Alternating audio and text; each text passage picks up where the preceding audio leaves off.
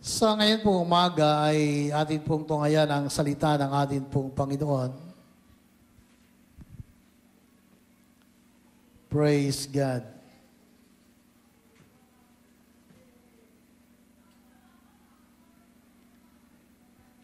Sabi po dito sa unang Pedro, 1 Peter chapter 3 hanggang verse 4. Verse 1 hanggang verse 4. Ito po ay aral para po sa mga asawang babae. So, ang ating pag-uusapan ay mga babae muna. Yung mga lalaki ay maghintay tayo ng para sa atin. Hallelujah. Total, ito po ay araw ng mga nanay. Kayo namang mga babae, pasakop kayo sa inyong asawa. Sa gayon, kung mayroon sa kanila na hindi pa naniniwala sa salita ng Diyos, mahikayat din silang sumampalataya dahil sa inyong magandang asal. Kahit hindi na kayo magpaliwanag pa sa kanila. Sapat nang makita nila ang inyong makadiyos at malinis na pamumuhay. Ang inyong ganda ay huwag maging panlabas lamang, tulad ng pag-aayos ng buhok at pagsusuot ng gintong alahas at mamahaling damit. Sa halip, pagyamanin ninyo ang kagandahang nakatago sa puso. Ang kagandahang walang kupas na nilikha ng maamo at mapayapang diwa na lubhang mahalaga sa paningin ng Diyos. Hallelujah. Ganda, no? Hallelujah. Kagandahang walang kupas na nilikha ng maamo at mapayapang diwa na lubhang mahalaga sa paningin ng Diyos. Glory to God. Sa ibang bahagi ng Biblia, sa 10 utos ay binabanggit na doon po sa chapter 20 ng Exodus. Kung di ko magkakamali sa verse 12. Verse 12 baga? Yan po natin. Sabi po dyan ay igalang na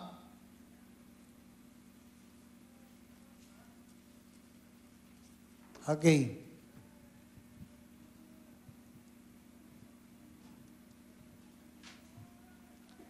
Verse 12.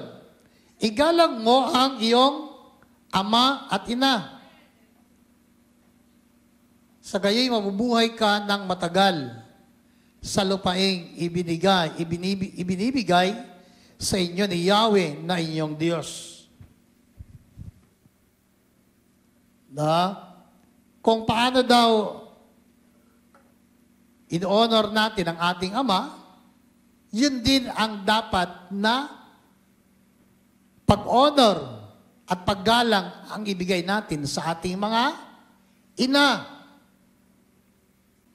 Hallelujah.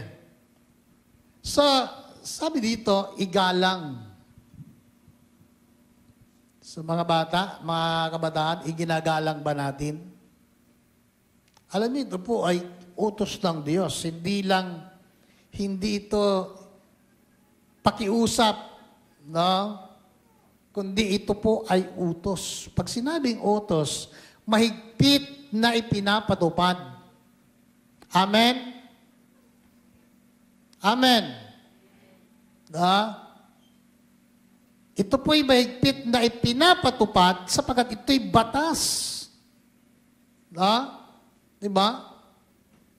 Tayo, pag lumabag sa batas, pag lumabag tayo sa batas trapiko, na? Pag walang helmet, magkano ang multa? Di ba malaki din? Libo eh. Na? Yung mga penalty na nakalagay doon sa LTO, pagka lumabag tayo sa batas trapiko, wala tayong rehistro, no? Wala tayong lisensya, ay may mga penalties. Kasi batas yan eh. Diba? At ang kasabihan, no man is above the law. Amen. Na? Kahit sino ka pa, Pastor, bakit si Kibuloy? Diba? Si Kibuloy hanggang ngayon, di nahuhuli.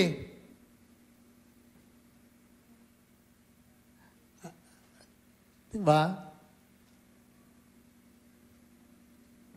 Dapat kay Pastor Kibuloy, sumurinder na lang siya.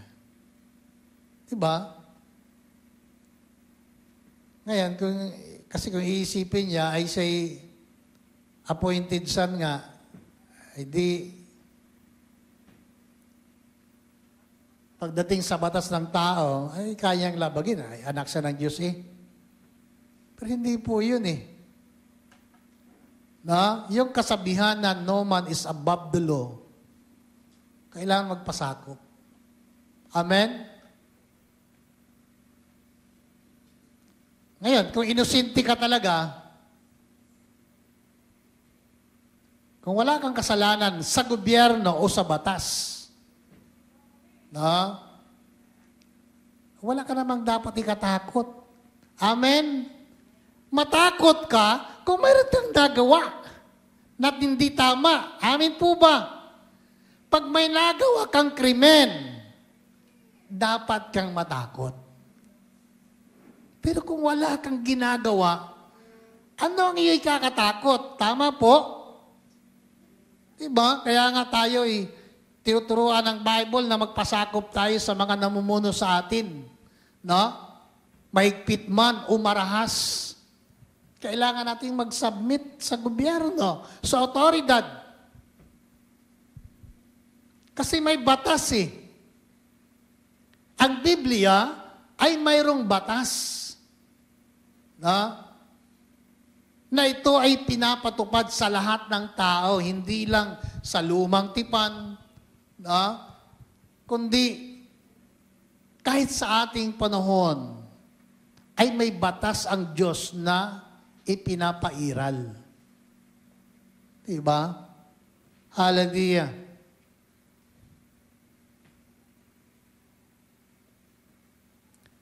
So makita po natin mga minamahal, ito po ay isa sa mga kautusan sa Biblia o batas na sinasabi sa Bible, igalang mo. No? Honor your father and your mother. Igalang. Kapatid mga minamahal. No? Ito po ay napaka-importante. Lalo sa kalagayan natin bilang mga mananampalataya. Diba? Sa mga kabataan natin, mga bata, ituro natin sa kanila. Turuan natin ang ating mga anak. No? Na pag umalis at pag dumating ng bahay, ay talagang magkaroon ng respeto sa atin ang mga magulang. Amen? Amen. Diba? Turo natin sa kanila yung magandang asal. Diba? Hindi yung pagka galing natin sa school o saan man, kahit tatay mo and doon nakaupo sa pintuan, ay lalampasan mo lang. Diba? Diba? Mabuti pa sa yung alagan yung aso. Nandiyan ba kayo? Sino may alagang aso dito? Diba? Ang aso, pag dumating tayo sa bahay, diba? ba? Ikaw na may alaga, ikaw na may-ari, matuwa ka eh. Di ba? Kumbaga, kahit na isang linggo, isang buwan, isang taon kang wala, hindi ka makalimutan ng alaga mo. Ganon ang aso eh. Amen. No? Kahit hindi sila nakapagsasalita, yung kilos niya, no? Pagharap sa iyo ay, no? Dadapa. Tapos halik-halik sa iyo, buti pag-asa, halik-halik eh. Yung mga anak natin, naghalik mo ba sa atin? Ay, yung aso eh. Kung maaari lang, mag-kiss mo sa lips mo eh.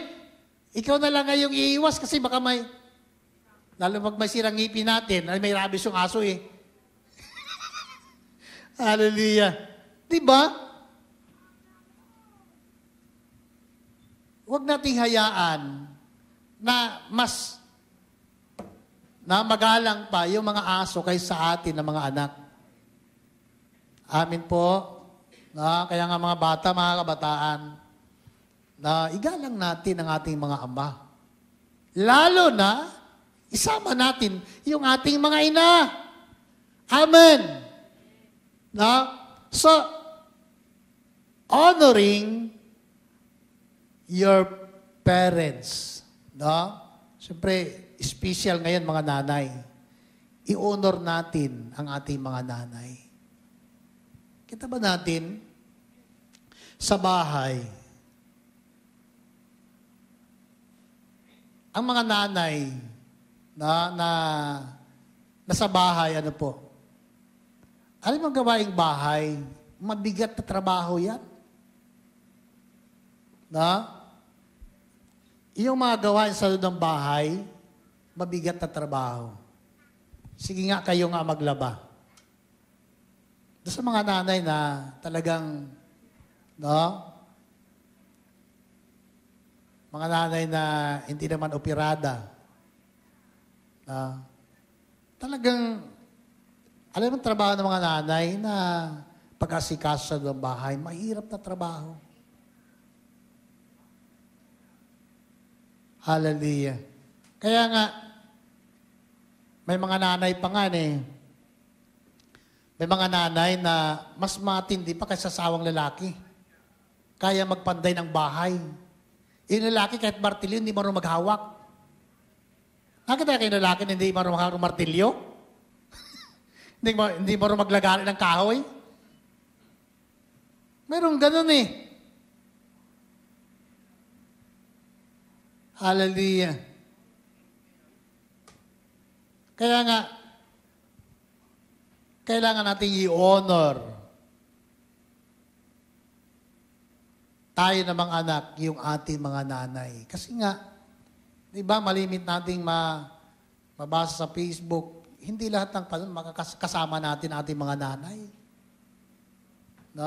Meron kami kapitbahay.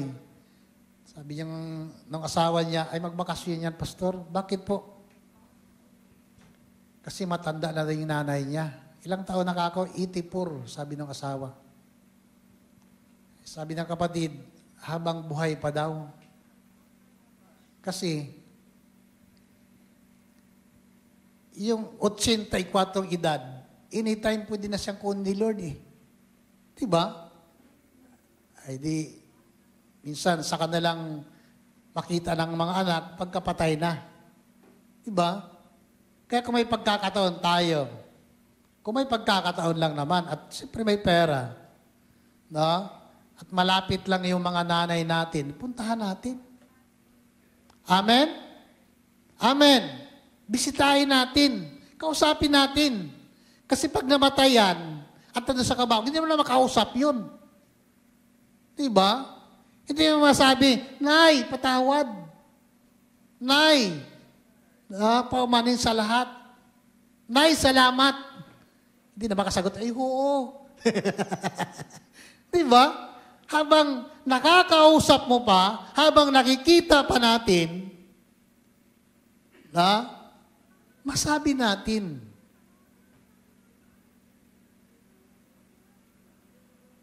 sa kanila at maramdaman nila na mahalaga sila sa atin.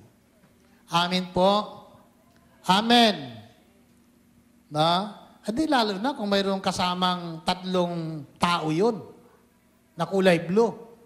Diba? Mas malakas ang dating nun sa ating mga nanay. Amen? Amen. Hallelujah. Kaya mamaya, kung marami naman kayong ipon, no? Sa mga anak na nandito, yayain nyo nanay nyo. Isama na rin kami, mga tatay. No? Kain kayo sa labas. Pwede rin ilabas yung misa sa labas ng bahay. Nay, sa labas tayo kumain. Yun pala, sa labas na ng bahay. Hindi po, sa totoo mga minamahal. No? Mangarap tayo. Ako nangarap din eh. No? Sana pagdating ng panahon ay malakas pang nanay namin. No? Ay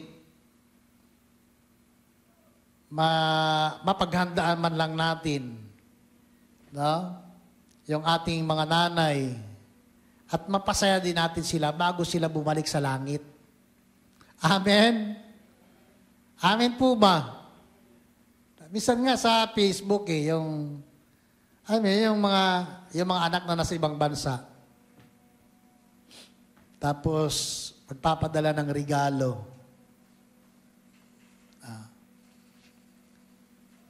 Nauso na kasi ngayon yung hindi ko kung anong tawag doon. Yung may mga sakyan, sila yung nagkawa ng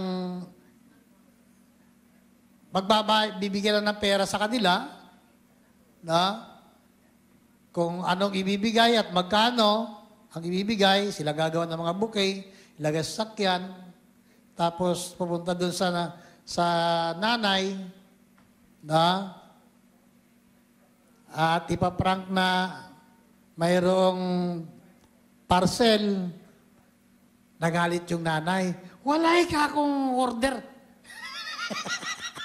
High blood na yung nanay. sabi nung nagsasalita, ito po'y nagkakahalaga. Ay, wala akong babayad dyan. Birthday ng nanay na high blood. Pero mayroon daw in-order na ganung halaga. Ay, lalo na. Sa bandang huli, pagbukas ng sasakyan, ay mayroong cake doon, may bouquet na pera, kung ilan na ang edad ng nanay. Ay pati ako napapaiyak din eh. Diba? Nakakatuwa yung ganon na kumbaga once in a lifetime ng ating mga nanay ay mapasaya natin sila. Amen po ba? Kung may pagkakataon tayo at i-bless tayo ni Lord, bakit hindi natin gawin? Amen po ba? Ay, wag naman, mangutang ka ngayon. para lang mapasaya natin yung ating nanay. Ay, pangutang mo at ikaw naman maghihirap. Ay, wag naman.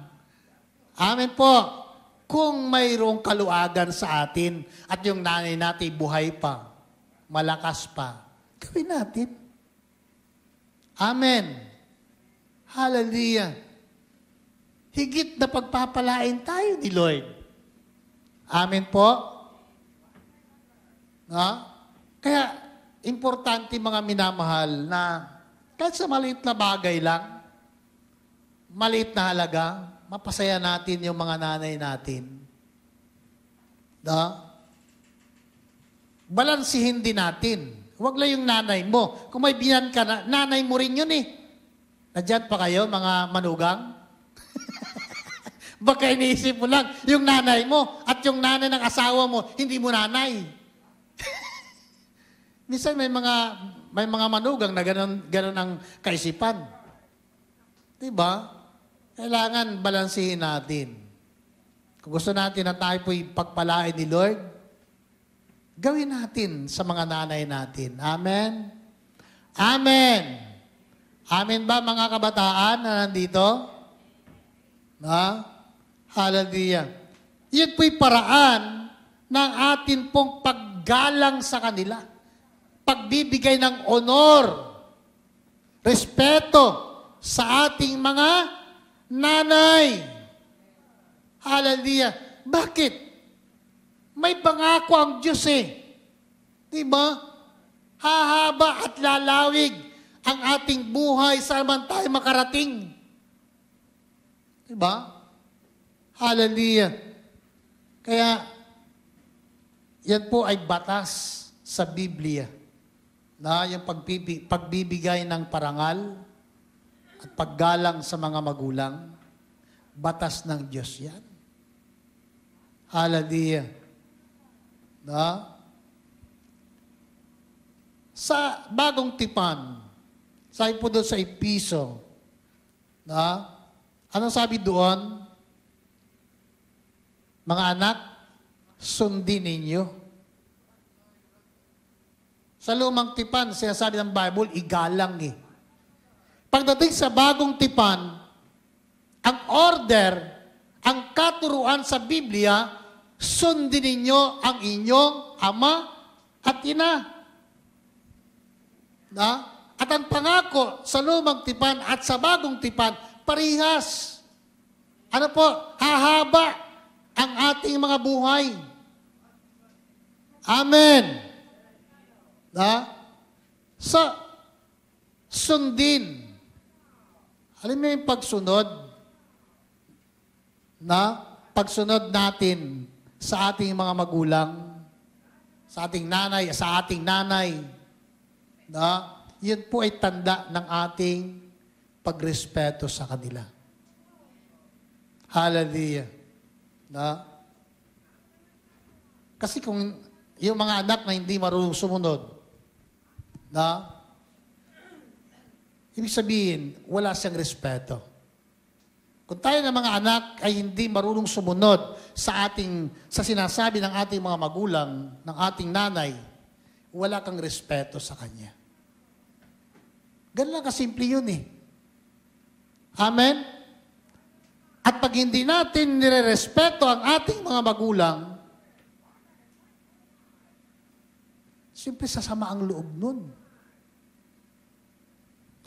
Batin ba natin na ang ating magulang, ang ating nanay ay masama ang kalooban sa atin?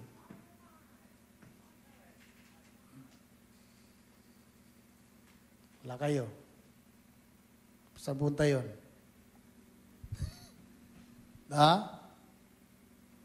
Alam niyo mga minamahal, pag sumama ang loob ng inyong nanay sa inyo at tumulo ang luha niyan. Alam niyo mga matatanda, yung kasabihan ng mga matatanda, pag tumulo ang luha ng nanay niyo dahil sa sama ng loob, isa lang ibig sabihin nun, may balik sa inyo yun. Diba? May balik yun sa inyo. Pag tumulo ang luha ng mga nanay, dahil sa sama ng loob, dahil sa mga anak na hindi marunong sumunod, ikaw mag-aani nun. Kasi ang Bible nagsasabi, kung ano ang ating inihasik, tinanim natin, yun ating aanihin. Tama po? Mayroon isang kwento. Isang bata, ng pangalan ay Matthew. Bata pa lang, kasama niya ang nanay niya, araw-araw. At si Matthew ay inihatid ng nanay sa school. Siyempre, sa hirap ng buhay, naglalakad lang sila. Pagdating sa school, itong batang si Matthew ay kinakahiya niya ang nanay niya. Kasi ang nanay niya ay bulag.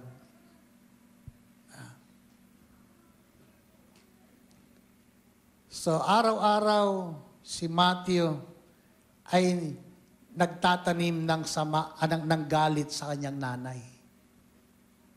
Nagtatanim siya ng sama ng loob sa kanyang sarili. Bakit siya pang naging nanay ko? Pwede bang mamili ng nanay? Mga anak? Sa mga anak na nandito, di tayo pwedeng mamili kung sino maging nanay natin. Kung sinong nanay mo, yan na talaga habang buhay. Kailangan mo siyang tanggapin. Ay hindi matanggap ni Matthew na ang nanay niya ay may kapansanan. Kaya pagdating sa school, ikinakahiya niya. Pag tinanong ng kanyang classmate, kaibigan, nanay mo siya, itinatanggi niya. Masakit sa nanay. Hanggang si Matthew ay nagkaisip at lumaki, naisipan niya na lumayas sa kanilang tahanan. Ayaw niyang makasama ang nanay niya. Kaya, yung nanay, namuhay mag-isa. Si Matthew ay lumayo hanggang sa siya po ay nakapag-asawa.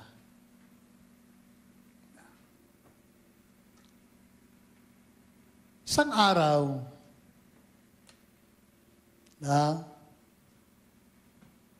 itong nanay, hinanap niya ang kanyang anak, si Matthew. Hinanap niya kung saan nakatira. Nung kanyang matagpuan, kumatok siya sa pintuan, at ang nagbukas ng pinto ay yung anak ni Matthew.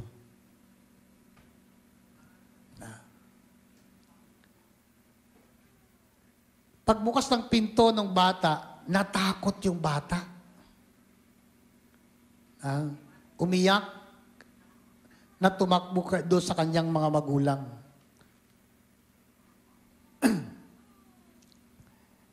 So lumabas si Matthew at tinignan niya sa labas ng kanilang pintuan kung sino.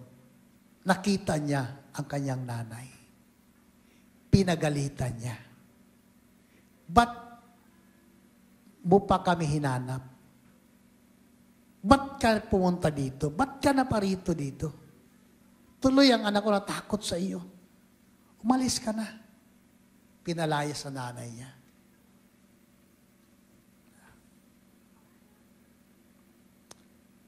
Ibig sabihin, masama ang loob ng nanay. So, umalis yung nanay at hindi na nagpakita kay Matthew. Isang araw,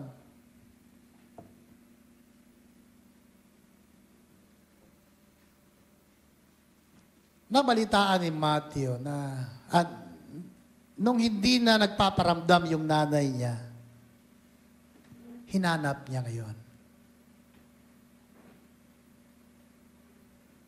At natagpuan niya kung saan nakatira.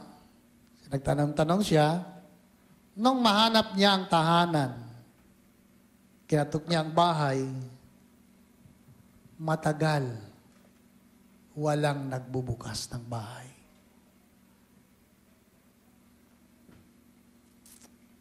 Isang kapitbahay nagsabi sa kanya, hinahanap mo ba ang babaeng nakatira dyan? Upo. Siya po ang nanay ko. Ilang araw na pong nakalibing, namatay na po ang nanay niyo. So, hindi akalain ni Matthew na ito'y mangyari at di niya inaasahan na hindi niya makikita ang nanay niya, na matagal niyang kinamuhian. Matagal niyang kinamuhian at hanggang nagkapamilya siya. So, pumasok sila doon sa bahay, kasama yung kapitbahay. nakita ni Matthew doon sa isang misa ay mayroong nakaipit na sulat at ang nakalagay doon na siyempre yung nanay kung ano yung damdamin niya, kung gaano niya kasabik kay Matthew bilang kanyang anak, inilagay niya sa sulat. At ang matindi doon, ikwininto ng nanay kung bakit nga ba siya bulag na bago namulat si Matthew. Yun pala, bata pa lang si Matthew, nagkaroon ng diferensya ang kanyang mata. At kailangang operahan at mapalitan ang kanyang mata. Ibinigay ng nanay. Ibinigay ng nanay. Di ba tayo mga magulang, kung maaari lang, ayaw natin ang ating anak magkasakit eh. Yung sakit niya, kung maaari lang, akuin na lang natin, tayo na lang eh. Isipin natin, yung anak, si Matthew, ang nagkaroon depresyon, yung mata niya. Yung nanay hindi nakatubili na yung mata niya ibigay niya doon kay Matthew. So, nung magkaisip siya, nakita yung nanay niya bulag, ikinahiya niya ngayon. Hindi naman masabi ng nanay ang dahilan. Bakit siya bulag? Kasi hindi pa naman maintindihan ng bata eh. No? Ang nangyari, habang lumalaki si Matthew, kinamuhian niya ang nanay niya, ikinahiya niya sa ibang mga tao, sa kanyang mga kaibigan. Diba? So, inilagay sa sulat ng nanay, alam mo ba, anak, kung bakit ako naging ganito? Bakit ako naging bulag? Kasi yung mata ko, ibinigay ko sa iyo. Alam niyo mga minamahal, yun yung pagkakataon na naramdaman ni Matthew na para bagang ang mundo niya ay biglang gumuho. Kinamuhian niya ang nanay niya dahil sa kanyang kalagayan na hindi niya alam. Kaya siya malinaw ang mga mata dahilan sa kanyang nanay. Diba? Hallelujah. Kaya nga,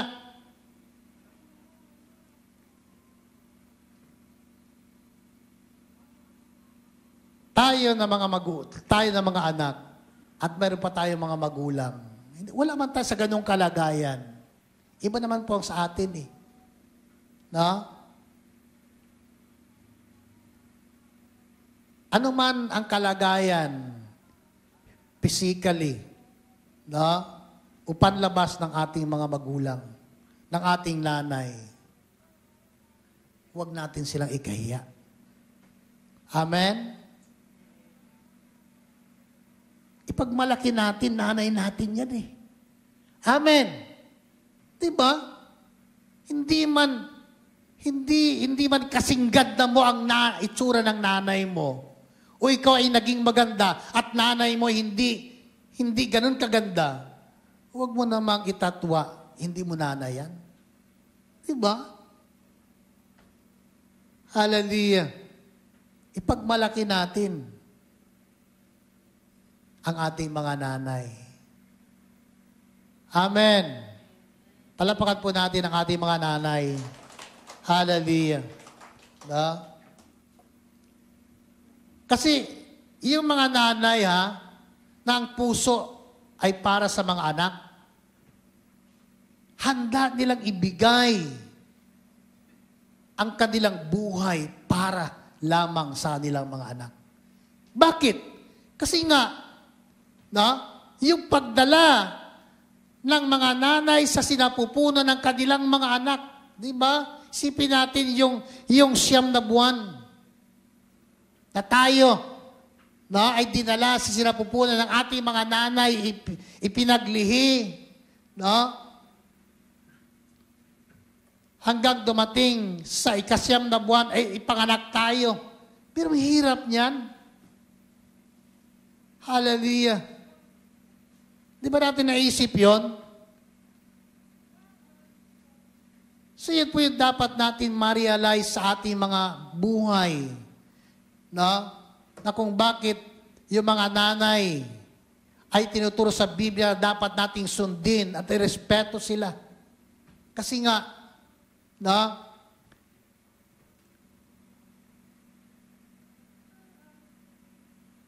sila yung nakakaramdam kung ano yung kalagayan. Kung nasasaktan yung kanilang mga anak, nasasaktan din sila. Diba?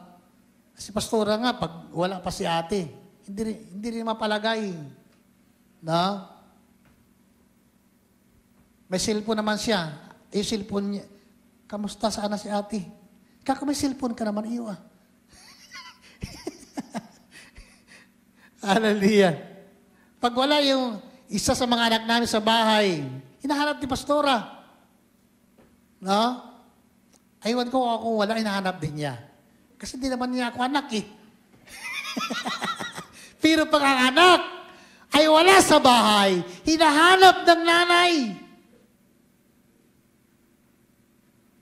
Sino itong nanay, hindi hahanap yung anak?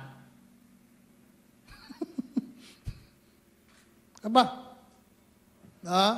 Ay kung yung inahin nga, hinahanap yung sisiw eh. Ikaw pa kaya? Andyan pa kayo? Diba? Kaya nga, dapat ang mga nanay, ito po, kasi may mga nanay akong nakikita pabaya eh. Lalo dyan sa amin banda. Alas 10 ng gabi na, babae ba naman, nandyan sa kalsada. Pag-alagala, kasama yung mga batang lalaki din. Ano ba naman batang ito? Kamabaing tao ay, hindi kaya tinahanap ng nanay. Ayun, buti pa yung sisiw eh. Pagdating ng dapit hapon, ay yung sisiw, iniipon na niya ang sisiw niya. Nung inahin. Diba? Iniipon niya. Ilan baga kung mangitlog ang mga manok? Minsan 10, 12, may 15 pa nga eh. Biro ba 15 na yan? Ano ba, mag-15 ang itlog at 15 di pag napisa, ipunin ng nanay yan. Pagka medyo dumilim na. Diba? Naobserbahan yung mga manok? O wala pa kayong manok? Hallelujah. Diba sa probinsya, iniipon yan eh. Ng mga inahin. Diba? Kutok, kutok, kutok, kutok, kutok. Sabi ng inahin, kutok, kutok, kutok, kutok. Pag nagkutok-kutok yung inahin, yung mga isisil, lalapit yun eh. Kutok, kutok, kutok, kutok, kutok, kutok, kutok. O, lalapit yung mga sisil. Anong gagawin ng inahin? Lulukuban niya ng kanyang pakpak. Yung mga sisiyo naman, tanto sila ng pakpak, minsan lalabas doon sa may pakpak yung ulo, silip-silip. Diba? Pero nakita po natin yung pag-ipon ng inahin sa kanyang mga inakay. Kasi ayaw niya, didilim na, nasa labas pa. Diba? Dapat ganun tayo. Bilang mga Kristiyanong nanay, ugaliin natin. Pagdilim pa lang, ipunin natin. Parang dami, no? Isa lang naman, ipunin pa. Kasi sa kapatid natin, isa lang. Diba? Kay Sister Glenn, isa lang din. Magiging 2 na sana. Sabi ni Pastora, 3 atin, magiging 2 na lang. Wala pa nga eh. Kaya naman, parang ngayon lang kayo nakangiti ah. Hindi, sa totoo lang mga minamahal, huwag tayo maging pabaya. Lalo sa panahon ngayon. Amen. No? Kaya sa totoo, yung mga anak namin, kahit ganyan na katatanda yan, no? Hindi pa nag-asawa eh. Kasi nakatatanda yan. Si Pastora, sana kayo mga bata? O, pala pag wala kami? O, sana kayo? B, sana. Si Bibi ako. O, sana. Kasi ayaw namin na gabi na, wala pa yung mga bata sa bahay. Diba? At sa totoo lang nung una, kahit kami mahirap ang buhay namin, na ang tatay namin, ayaw niya na kami makikain sa ibang bahay. Andyan pa kayo? May mga magulang na ganyan. Na talagang, saan ka kumain? Ay, pinakain kami. Talagang pagalitan kami niyan. Kasi ayaw nila na kami ay abutan ng kainan sa ibang bahay. Yung mga kapitbahay. Siyempre, bata nakikipaglaro eh. No? So, alam niyo mga minamahal, kaya nga, tayo ng mga magulang, lalo ng mga nanay nandito, sikapin natin, ipunin natin. Kung ilan ang anak natin, ipunin natin. Pag dilim pa, ipunin natin. No? At huwag nating hayaan, madilim na, paggala-gala pa yung mga anak natin. Maliban lang kung mayroong bibilhin. Pero kung nandiyan sa labas, paggala-gala lang, huwag. Amen. Hallelujah. Ngayon, tiyan po natin mga minamahal, na, paraan ng ating pong pagbibigay ng honor sa ating mga nanay ay, sundin natin sila. Respeto natin. Na ibigay natin respeto na nararapat para sa kanila. Bakit? Tanda natin, kung ikaw halimbawa, batang o anak na babae, maging nanay ka rin. Di ba? Sa mga batang lalaki, dating araw, magiging tatay ka rin. So pag hindi mo sila ginalang at hindi mo sinunod, pagdating ng panahon, mas matindi yung magiging attitude ng iyong magiging mga anak. Naunawaan ba natin yon? Hello? No? Pag ikaw ngayon na nakakaalam ng katotohanan at salita ng Diyos at hindi mo tinupad, yung mga anak mo, o mga apo mo pagdating ng panahon, mas matindi pang maging attitude kaysa sa iyo. Diba? Kung ikaw ay walang respeto at hindi marusumunod, yung magiging mga anak ninyo, hindi rin yan susunod sa inyo. Sasakit din ang ulo nyo. Diba? Ganoon lang yun eh. Hindi pa natin masyado maintindihan yan. Pero pagdating natin doon sa punto na ikaw na ngayon, ikaw na ang nanay ngayon, kasi wala na kami. Wala na tayo ng mga nanay ngayon at tatay, wala na tayo sa mundo. Yung mga anak naman natin, henerasyon nila, sila naman ngayon. Oo nga, no? Diba? Hindi lang maintindihan kasi wala pa sila sa sitwasyon eh. Pero sinasabi natin ito, hindi pa man nangyayari, wala pa man tayo sa ganong kalagayan at estado ng buhay, dapat alam na natin. Amen. Diba? Kaya nga, kung hindi pa natin gawin natin. Kasi ito yung nararapat eh. Ito yung sinasabi ng Bible eh. Hallelujah. Ngayon, tempo natin, para po sa mga nanay.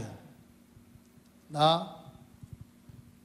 Ano po yung nabasa natin kanina sa ating talata? Hallelujah.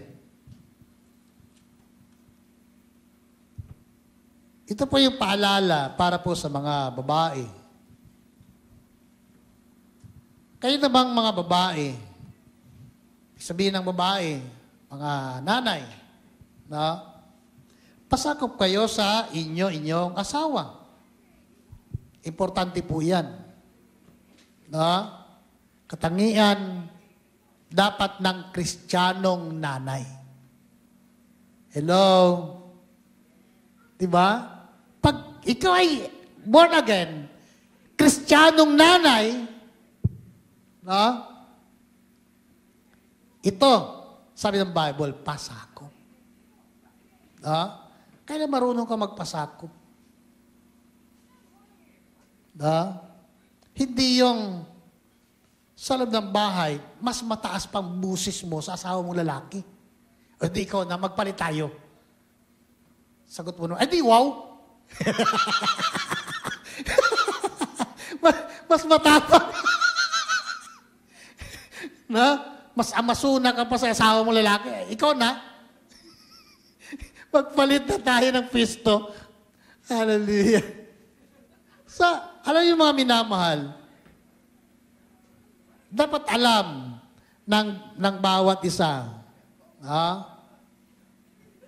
Alam ng asawang babae, yung limitasyon naman. Amen? Pag ikaw ay nanay, asawang babae, dapat may limitasyon din. Kahit sabihin natin na ang ating asawa ay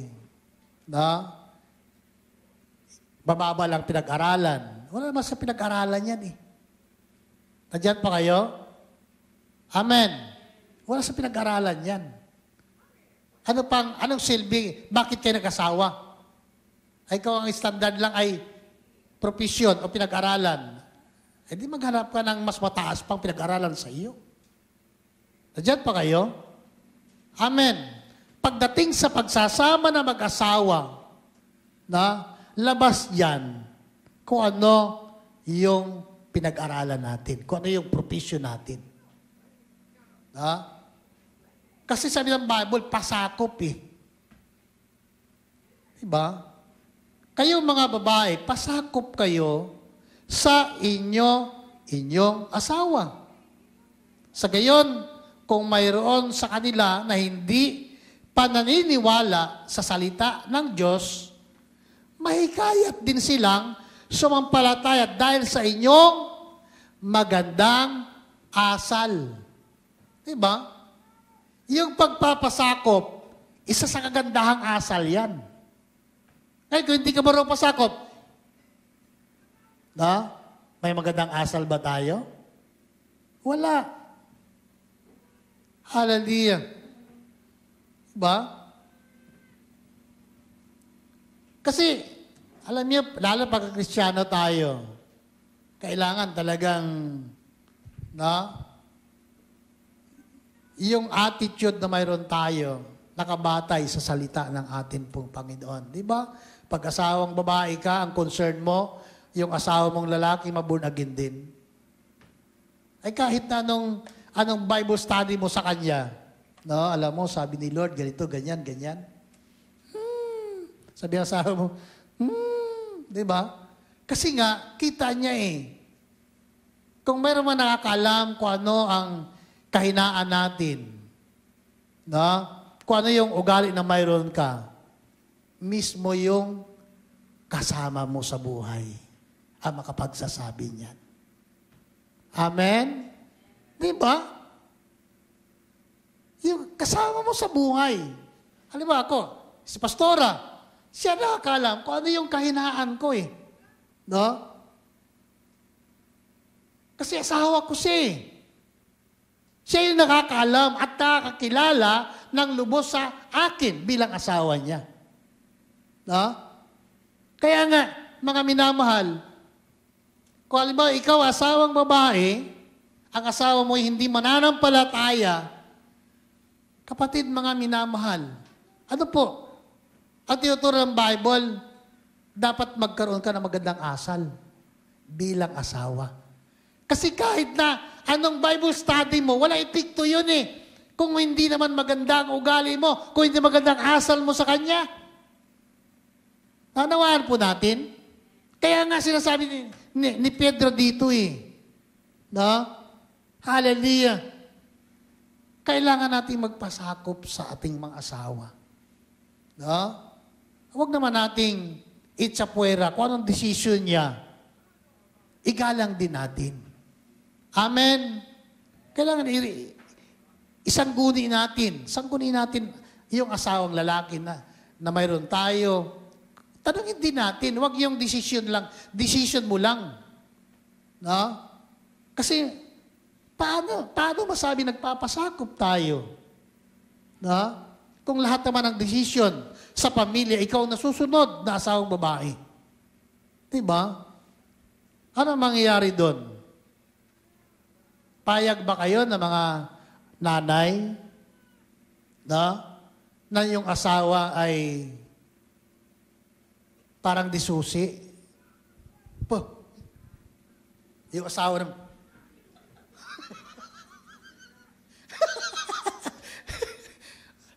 Na? Ano sasabihin ng ibang tao? Ayun, ito mo si pare, oh. Under Desaya yan. Pero mo under Desaya? Parang... At yung mga asawang lalaki, huwag kayong ganon. Huwag kayong under Desaya sa asawang babae. Hindi kayo pagpapalain ni Lord. Amen.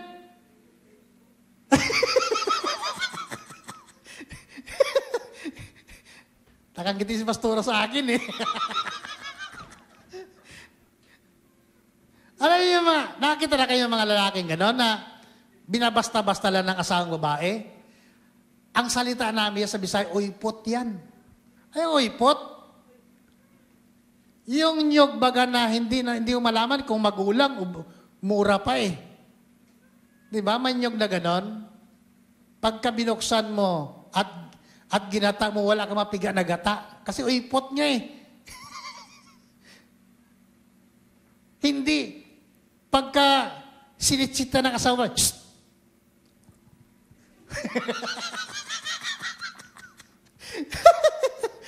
Para mga, na?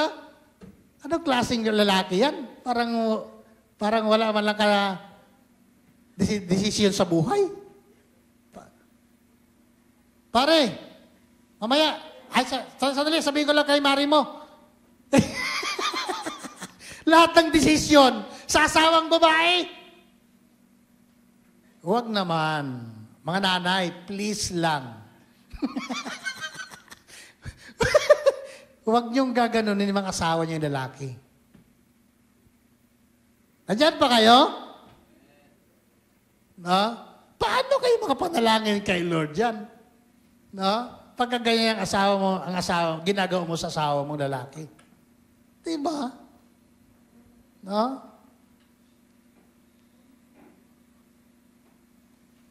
Ngayon, kung hindi marunong magdesisyon ang asawa niya lalaki, turuan nyo.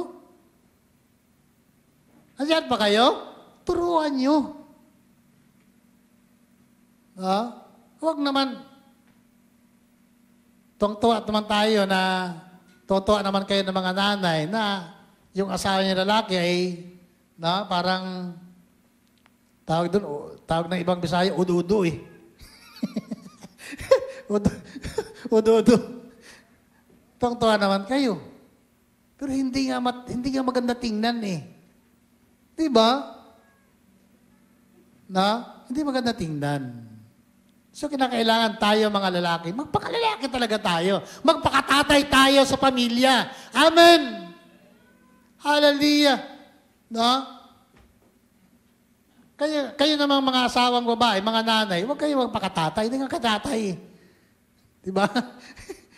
Kaya sabi ng Bible, pasakop kayo sa inyong mga asawa. Amen? Hallelujah. Kaya, sabi po ni Pedro, ano pa? Sabi dito, na, sa gayon kung mayroon sa kanila hindi na pananiniwala sa salita ng Diyos, mahikayat din silang sumampalataya dahil sa inyong magandang asal. Makita po natin, talagang yung magandang asal, no, ay malaki ang pwedeng magawa na pagbabago para sa inyong mga asawang lalaki na hindi pa Kristiyano. Amen.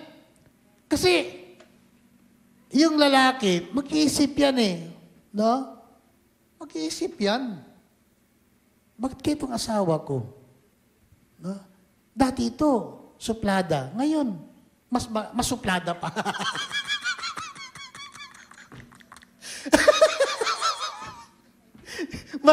mas lumala pala. Talaga, relate sila. Hallelujah. Alam niyo mga minamahal, siyempre, mga Kristiyano naman tayo dito. Siyempre, sa mga kapatid, kasi sa simbahan, na, sa church, alam mo may mga simbahan, mas marami yung nagsisimba, puro mga babae. Kasi karamihan, asawa na, hindi Kristiyano eh. Nakita yung simbahan na gano'n? Ha? Mas lamang yung mga nagsisimba, puro babae. Kasi hindi nga Kristiyano yung kanilang mga asawang lalaki. Kaya yung magandang asal na ipinapakita natin na o ninyo sa inyong mga asawang lalaki ay mayroon pong kapangyarihan yan para mabago ang kanyang buhay. At siya rin ay mahikayat na maglingkod at magkaroon ng pananampalataya sa Panginoon dahilan sa atin. Amen. Diba? Hallelujah.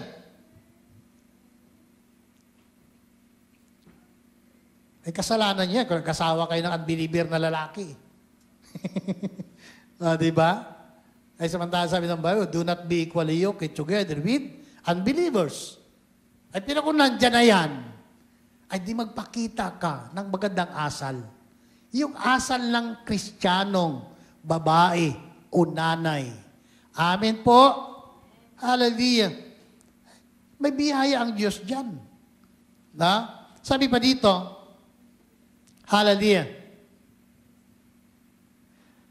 Kahit hindi kayo magpaliwanag sa kanila, sapat nang makita nila ang inyong makadiyos at malinis na pamumuhay. Oh. Hallelujah. Sapat na daw na makita nila na ang inyong makadiyos at malinis na pamumuhay. Kaya yung mga nanay, talagang importante ang mga katangiang katulad nito. Amen? Hallelujah. Kaya, tayo naman, mga tatay, mga asawang lalaki na yung inyong mga asawang babae na may namumuhay ng makadiyos, ay suportahan mo naman. Diba? Makadiyos na nga ay pinapamuhay eh. Namumuhay na nga na makadiyos eh. Hallelujah. Alam niyo mga minamahal, ano pa? Ito, ang inyong ganda ay huwag maging panlabas lamang. Mga nanay, hello. Ang inyong ganda ay huwag maging panlabas lamang tulad ng pag-aayos ng buhok, pagsusuot ng mga gintong alahas, at mamahaling damit. Hallelujah. 3 po yan. Di ba? Panlabas na kagandahan. Malapit tayo magtapos. Alauna na eh.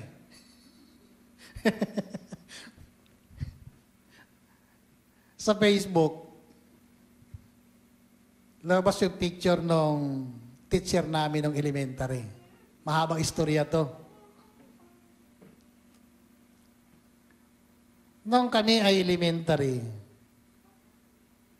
pinakamagandang teacher sa elementary, pinakamaputi. Siyempre, matagal ng panahon. Siguro, mga 30, may kita 30 taon ang lumipas. Umalis doon sa amin, pumunta ng ibang lugar. Sa Surigao, kasi taga Surigao asawa eh. Nag-post ng kanyang picture, yung profile niya sa Facebook. Hindi ko na mamukhaan. Kumbaga, kulukulubot na, puti ng buhok, at nag-iba ang kulay. Nag-iba ang kulay niya. At di nag-comment naman yung mga classmate niya, mga kaibigan niya, mga taga ron sa amin. At ang mga comment ay, gwapa gihapon. Kakoy, gwapa gihapon. Hindi na nga maganda, siyempre. Nagtanda na eh. Isang katotohanan lamang, totoo, ang kasabihan na ang ganday kumukupas. Tama ba? Diba? Ang kagwapuhan, kumukupas yan eh. Ang kagandahan na panlabas, kumukupas yan. Pagtanda natin. Isipin natin.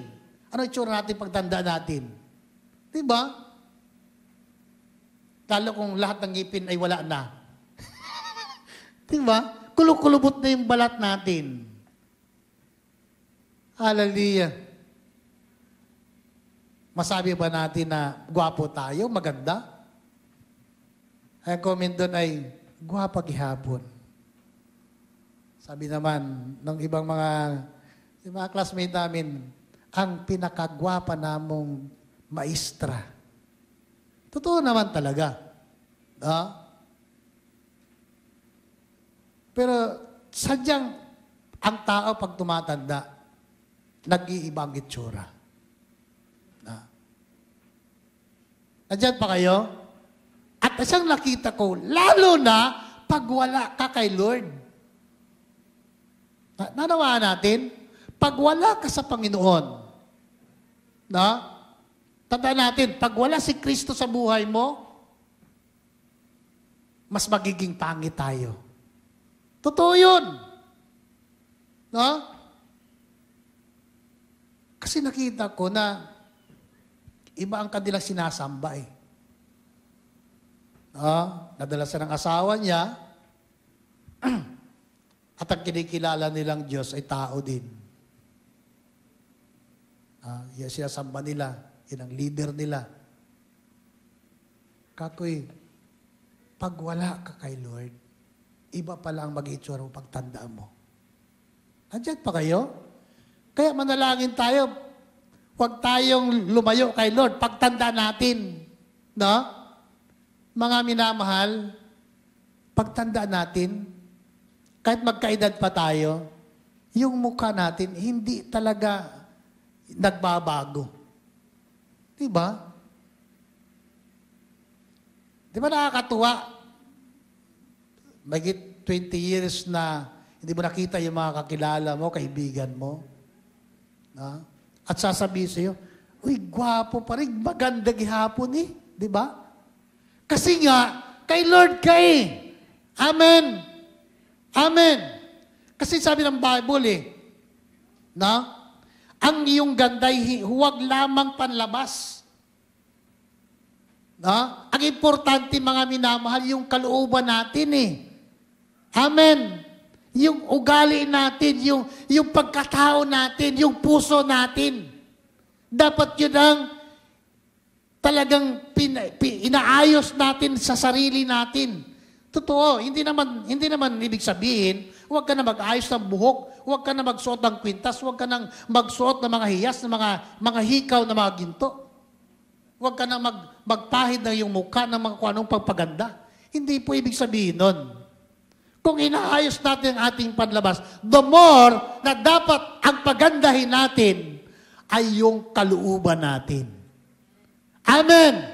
Sapagkat yon ang pinakamahalaga kay Lord. Diba?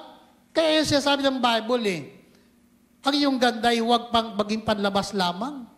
Tulad ng pag-aayos ng buhok, pagsuot ng mga gintong alahas at ng mahaling damit. Sa halip, pagyamanin ninyo ang kagandahang nakatago sa puso. Amen? Diba? Pagka yung puso natin ay bago sa harapan ni Lord, alam niyo mga minamahal, saan man tayo makarating, sino man ang mga taong makaharap natin, ang tingin nila sa iyo, maganda ka. Amen? Kasi may mga tao, pinapaganda panlabas. Pangit naman ang ugali. Ano maganda? Mas maganda na ang ugali mo, maganda pa ang mukha mo. Di ba? Doble yun. Ay sabi ng iba, pangit na nga ang panlabas, lalong pangit ang panloob. Totoo naman kung ano ang laman ng puso, di lumalabas sa panlabas natin. Di ba? Nagre-reflect yan sa panlabas. Kung anong laman ng puso natin, the abundance of the heart. Sabi nga, mouth speak it. Di ba? Kung masama ang laman ng puso mo, pangit ang laman ng puso mo, ang lumalabas na salita sa bibig natin, pangit din. Kasi, hindi na bago ang puso natin. Amen? Kaya nga mga minamahal, huwag lang panlabas. Amen. Hallelujah. Sabi ng Bible, hallelujah, sa halip pagyamanin, ibig sabihin pagyamanin, i-develop talaga yan. Na? Dapat ma-develop sa buhay natin ang magandang pag-uugali, ang magandang asal bilang mga anak ng atin pong Panginoon. Hindi lang mga nanay, hindi lang mga babae, kundi tayo na mga anak ng ating Panginoon. Amen. Hallelujah. Glory, glory to God. Ano po? At ang mapayapang diwa na lubhang mahalaga sa paningin ng Diyos. Ang Diyos nakatingin sa puso natin. Amen? Yan ang titingnan ni Lord eh. Hindi niya titingnan, hindi batayan ni Lord yung outward appearance ng tao. Diba? Hindi batayan ni Lord yan. Ang batayan lagi ni Lord yung puso natin. Amen? Kasi kung ang batayan, ang pamantayan ng Panginoon ay panlabas, edi kawawa na yung mga kapatid nating mga taga-Afrika. No? Maitim ang kulay nila, makapal ang kanilang mga labi. No? Diba? Hindi mo maintindihan. Pero, kaya po natin mga minamahal. Si Lord, hindi tumitingin sa ating panlabas na kalagayan. Kaya nga, hindi natin pwede ipagmalaki kung ano ang atin pong kalagayan physically. Na puso ang tinitingnan ng Diyos. Hallelujah. Yun ang dapat nating pagandahin. Amen? Amen. Hallelujah. So, siyempre sa mga nanay, sa mga tatay na nandito, responsibilidad natin pakamahalin ng ating mga asawang babae. Amen, mga lalaki? Mahalin natin sila. Hallelujah. No? Iparamdam natin sa kanila. Iyon ang ating responsibilidad eh. Sabi ng Bible, ibigin ninyo ang inyong mga asawang babae. Ibigin. No? Hallelujah. Glory, glory to God. Ibigin, kahit di kaibig-ibig. Hallelujah. Kapatid, mga minamahal, pagka nagawa natin yan, ibibless tayo ni Lord. Amen. Pagpapalain ni Lord ang ating pamilya. Hallelujah. So, gampanan natin kung ano yung responsibilidad natin. Kung ikaw ay nanay, ikaw ay babae sa pamilya, gampanan mo ang iyong obligasyon.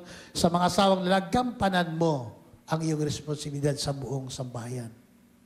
Hallelujah. Tayo po ay tumayo. Purihin po ang atin pong Panginoon at tayo po ay mananalangin. Hallelujah.